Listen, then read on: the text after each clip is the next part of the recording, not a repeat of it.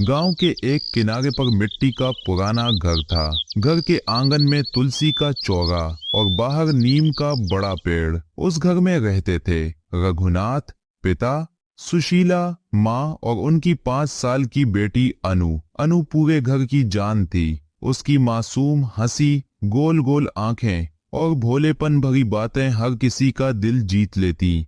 पिता की गरीबी और माँ की मेहनत के बीच यह बच्ची उनके जीवन की सबसे बड़ी दौलत थी। अनु अक्सर घर के बाहर बैठकर स्कूल जाते बच्चों को देखा करती। उनको देखकर वह सपनों में खो जाती। एक दिन उसने माँ से कहा, माँ, मैं भी स्कूल जाऊंगी, किताबें पढ़ूंगी, टीचर बनूंगी। सुशीला की आंखें भर आईं। गरीबी में 3 वक्त की रोटी मुश्किल थी। स्कूल की फीस तो बहुत दूर की बात थी। लेकिन माँ ने दिल ही दिल में ठान लिया, चाहे कुछ भी हो जाए, मैं अपनी बेटी को पढ़ाऊंगी। पिता रघुनाथ खेतों में मजदूरी करता, कभी काम मिलता कभी नहीं। सुशीला गांव की औरतों के घर काम करने लगी ताकि बेटी की पढ़ाई का खर्च उठा सके। अनु को गांव के सरकारी स्कूल में दाखिल करवाया गया। वह बड़े उत्साह से स्कूल में पढ़ती। गांव के लोग अक्सर कहते, लड़की को पढ़ाकर क्या करोगे, कल किसी के घर ब्याह दोगे, सब मेहनत बेकार जाएगी। रघुनाथ कभी चुप हो जाता, लेकिन सुशीला हर बार डटकर जवाब देती, बेटी बोझ नहीं होती, अगर पढ़े लिखे तो माँ बाप का नाम रोशन करती है। अनु पढ़ाई में बहुत तेज थी। वह स्कूल की सबसे होशियार बच्ची बन गई। हर क्लास में अव्वल आने लगी। उसकी मेहनत देखकर मास्टर जी भी तारीफ करने लगे। एक दिन स्कूल में वार्षिक समारोह हुआ। अनु को इनाम मिलने वाला था। मंच पर इनाम लेते समय उसके माता पिता गर्व से रो पड़े। समय के साथ अनु बड़ी होती गई। पढ़ाई का खर्च भी बढ़ता गया। रघुनाथ बीमार पड़ गया। अब कमाई का सारा बोझ माँ पर आ गया। सुशीला ने खेतों में 2 गुना काम किया ताकि बेटी की पढ़ाई रुक न जाए।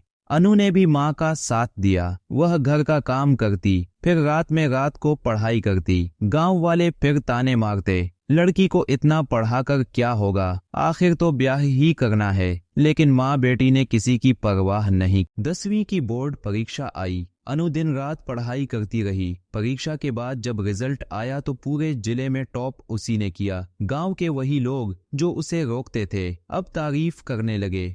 अब अनु का सपना था डॉक्टर बनने का, लेकिन मेडिकल की पढ़ाई बहुत महंगी थी। सुशीला और रघुनाथ की आंखों में चिंता साफ दिख रही थी। अनु ने कहा, पापा माँ, आप बस मेरा साथ दीजिए, बाकी मैं संभाल लूंगी। अनु ने छात्रवृत्ति स्कॉलरशिप की परीक्षा दी और पास हो गई। सरकार की तरफ से उसे कॉलेज में पढ़ने का मौका मिला। पहली बार अनु गांव छोड़कर शहर पढ़ने चली गई। शहर में रहना उसके लिए आसान नहीं था। कमरे का किराया, पढ़ाई का दबाव और अकेलापन, सब कुछ नया था। लेकिन उसने माँ की सीख याद रखी, बेटी कभी हार मत मानना।